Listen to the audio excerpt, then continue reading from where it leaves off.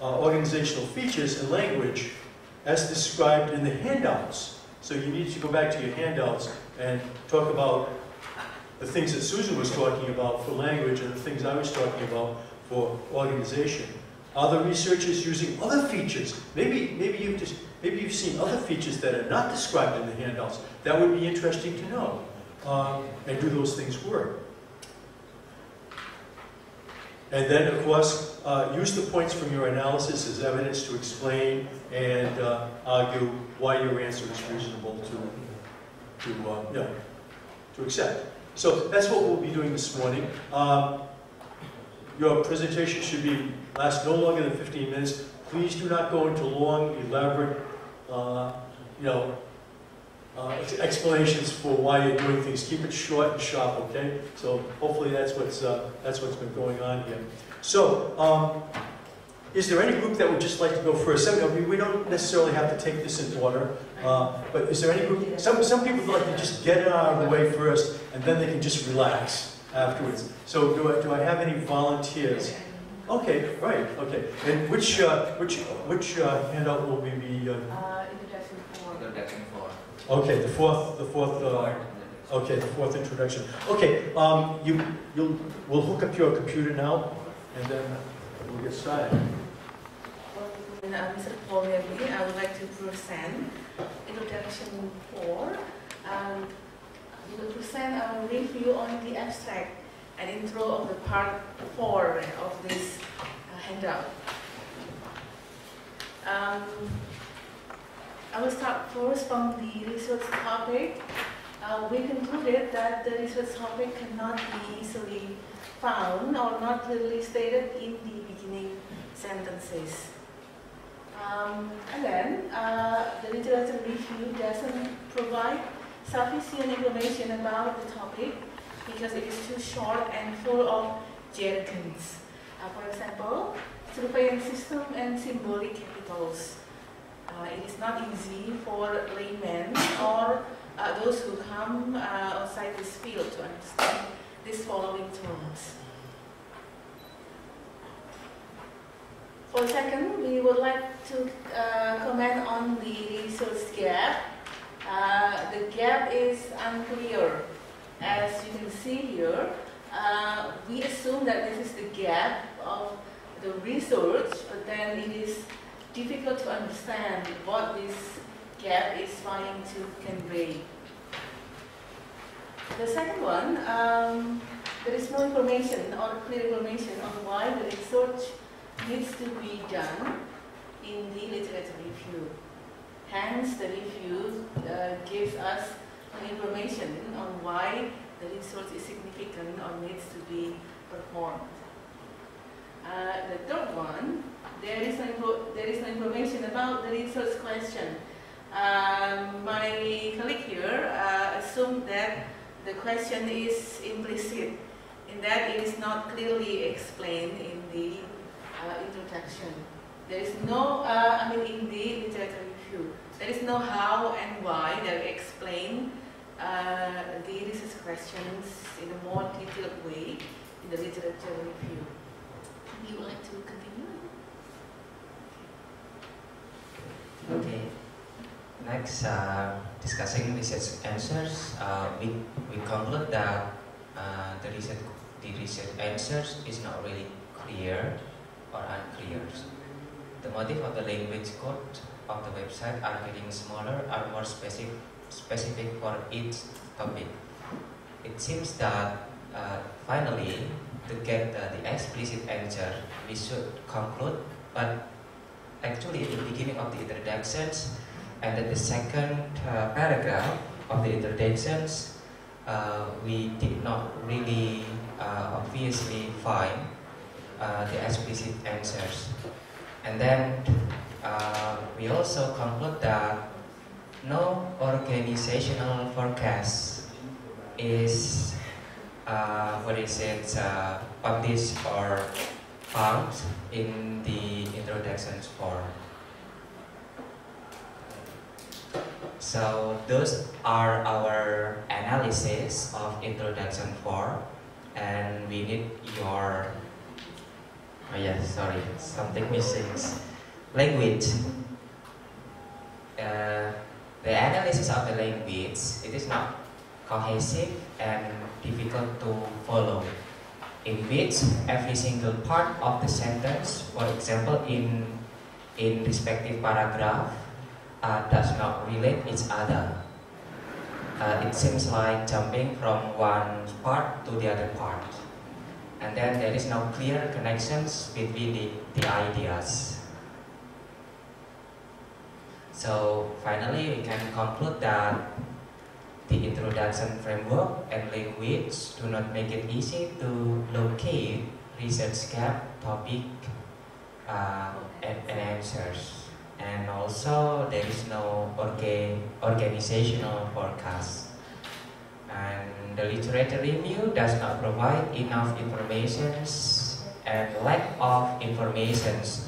Most importantly, we did not find the last updated information or related research in the last 3 years. Yeah, if I'm not mistaken, we have found that mostly references used by the authors are outdated. Yeah, not really update informations. And there is no organizational forecast, and it is also unclear where the author stands within his or her research community. And Bulika and I, our field is not this one, yeah. We are from linguistic and also English language teachings. Yeah. About the contents, some information I think we are missing, yeah. We don't really understand. That's all from our explanations, and we need your critical comments about our analysis. Thank you very much. Okay, well, I had asked everybody to also look over the fourth introduction rather, and I'm just wondering at this point, given their analysis, especially if we look at what they conclude here, if you were the editor of a paper, based on the introduction, would you send this to a peer reviewer or not? And I throw that out to the question, and then later on, I would like you to respond to things that they were doing. But just to get things started, what would be your, you know, as a journal editor, what would be your reaction to this paper as described regarding the introduction? Would you send this on to a peer reviewer for further comment? Send to the writer. To revise. Like the author to revise. You make them revise? Major revision Yeah. or not. You're very kind editor. I must say. Yeah. No, it could be. It could actually be quite problematic. Can I ask you another question? I mean, again, just based on their analysis now, what is your feeling about the writer's competence? Does the writer really know what he or she is talking about? I mean, when you know, just based on that analysis, plus maybe your own reading, but do they really understand what they're talking about?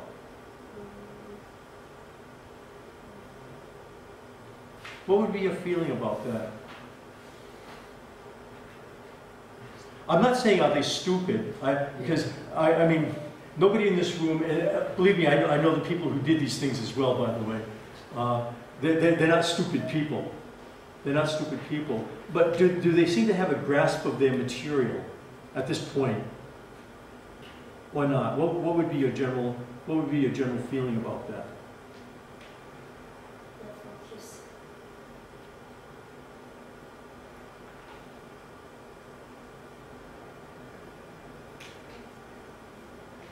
Well, if you haven't read the introduction, that's okay. You don't need to read the introduction. But just based on the analysis that we got here, do you feel that the writer has a full grasp of his or her topic and what the paper is going to be about, or are they still trying to figure it out? Still confused with the Okay. Confused and still trying to figure it out, right? And I mean that's perfectly okay. A lot of times that's what we're doing with especially early drafts. We're trying to figure out what do we really want to say, and we start to go all over. We start to go all over the place. But definitely, this thing is not ready for, not even close to ready for publication, right? Okay. Any comments? Any comments then on the on maybe from your own reading, or any comments on the presentation that we got? Would you, for example, would you agree with these conclusions here, or you have something else to add, or anything like that, or not? I mean, yeah. Based on your observation to the introduction, do you have any suggestion about the research question? Do you have any suggestion for the research question for the introduction? Okay, we think that to make it clear, the author should strike forward explaining the aim of his writing. For example, he or she can relocate the problems or the gaps in the very beginning of the first paragraph, so that it can attract the attentions of the reviewer or the editor, for example. For example, we are so curious, and our critical about these introductions. We think that the first paragraph is so, it's too complicated to understand. He or she tells to explain about the internet, not the main topic of this paper. For example, Kaskus, yeah. Kaskus. Yeah. So I think the gaps, which is not, although the gap is not really obvious, explained in the first paragraph, and it is implicitly explained in the third paragraph. I think if we can suggest the gap which is located in the third paragraph, it should be moved or relocated in the very beginning of the first paragraph. Yeah. Would you like to add? I agree with my colleague here in that the topic of the resource is not clearly stated at the beginning of the sentences. And also, in the literature review, it's done very short and also unclear. It should explain how the research questions are going to be investigated. In that, it should explain the how and why of the questions that the research addresses to solve. And also,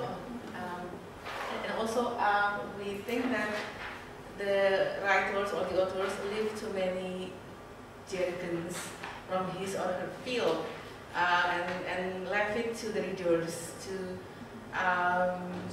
understand by themselves. There is no information here on there is no footnote information here on these important terms that the writer uses in the introduction.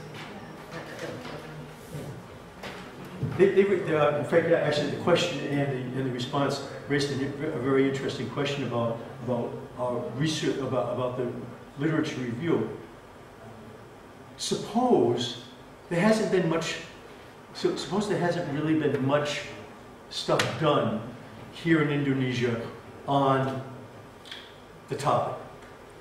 What does the how should the writer be handling this? How would you handle it if that's your situation? In other words, on your topic, there's been very little research, prior research done how do you handle it? Because I mean, like they're basically saying there doesn't seem to be much of a literature review. There ought to be more of a literature review. But suppose there is no literature. There is no literature. What does the writer need to do in the introduction? Yeah. I think I'm a little bit disappointed with your presentations from there is not enough literature review because as far as my understanding, this author cited many references and there is a research gap being stated in the third paragraph. Although probably it's more easy or it's easier if it is put in the first paragraph.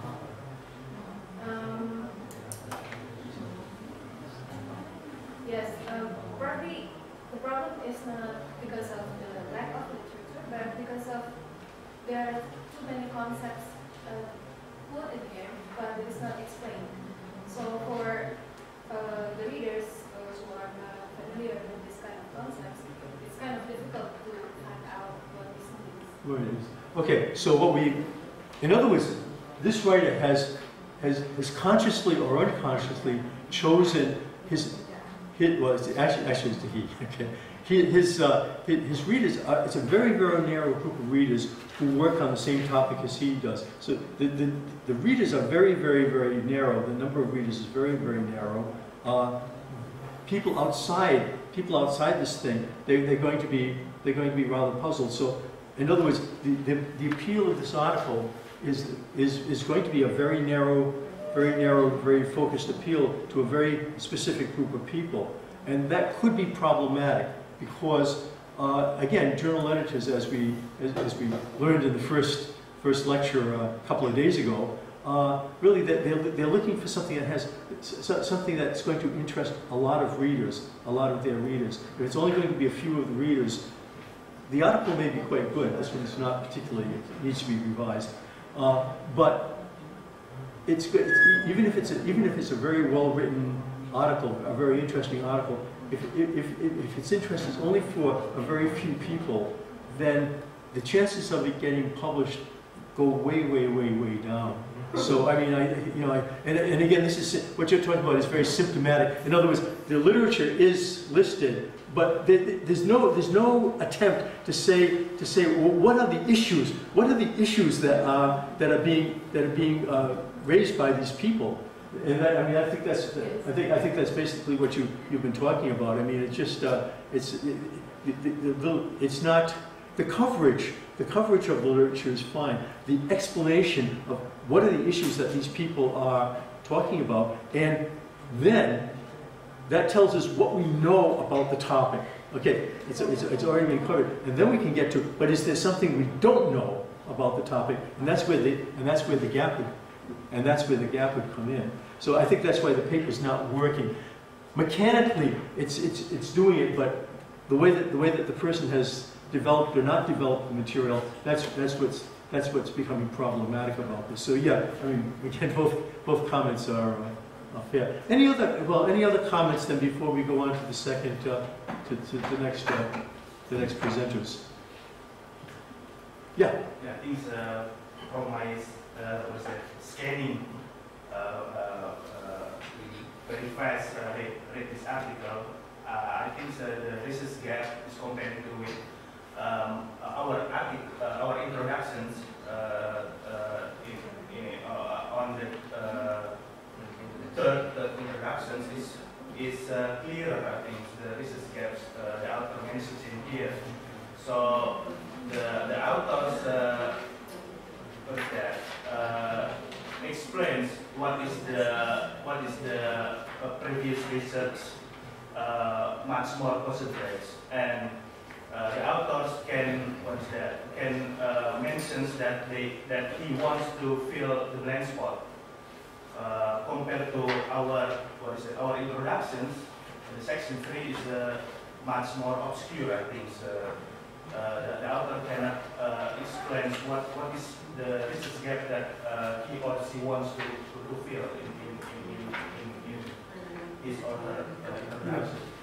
I won't take this up now, but you do raise a very important point. How do we make it clear when we're about to begin to talk about the research gap? How do we signal? Okay, I'm moving from the topic to the research gap. I think that's something we can talk about in the presentations we're going to hear right now. How can we actually solve that? How can we solve that problem? Because clearly there may be a research gap here, but we don't know where it actually proceeds. We have to read very, very carefully to figure it out. In other words, this guy made you guys read much more with much more difficulty than you should have had to read. I mean, to do this. And so he's raising a very, very interesting question. I mean, his comment rather is raising a very, very interesting question about, well, how do we make it clear that we're talking about the topic? How do we make it clear that we're talking about the research gap? The question itself is not a problem, because the question it'll always begin with how and why. That's the marker. That's the marker that I'm beginning to tell you what the question is, okay? That's always the marker. So questions are not a problem. How do we mark the beginning of a organizational forecast? So that actually becomes quite important. That's a wording. It's a wording problem. It's not so much an organizational problem, but it becomes a wording problem. So when we start to look at some of the other things, I'd like to kind of explore that notion just a little bit more. Okay, thank you very much. Okay, nice job, by the way. Very, very, very good. Okay, which group would like to go next? Oh, okay, right. And which introduction are we talking about? A. I'm sorry, which one? Introduction. A, okay. The first introduction. Introduction 1? Yes. Oh, 1, okay, yeah. Okay, good.